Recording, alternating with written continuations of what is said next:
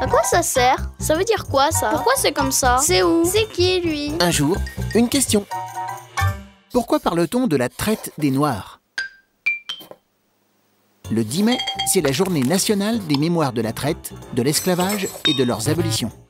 Ce jour-là, la France se souvient que, dans son passé, elle a participé au commerce des esclaves dans l'océan Atlantique et l'océan Indien.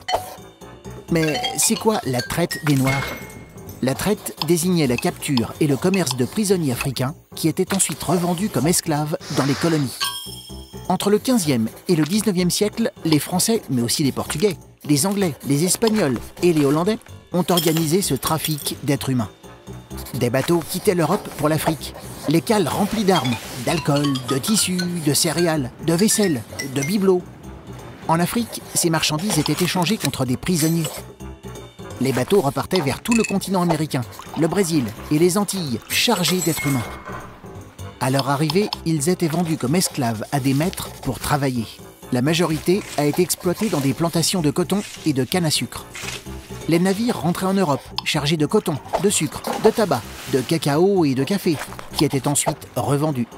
La forme de triangle du parcours sur les océans a donné le nom de commerce triangulaire. Un commerce qui, pendant plus de 400 ans, a réduit 12,5 millions d'hommes, de femmes et d'enfants en esclavage. Depuis 1848, l'esclavage est totalement interdit en France. Tu te poses des questions? Nous, on y répond.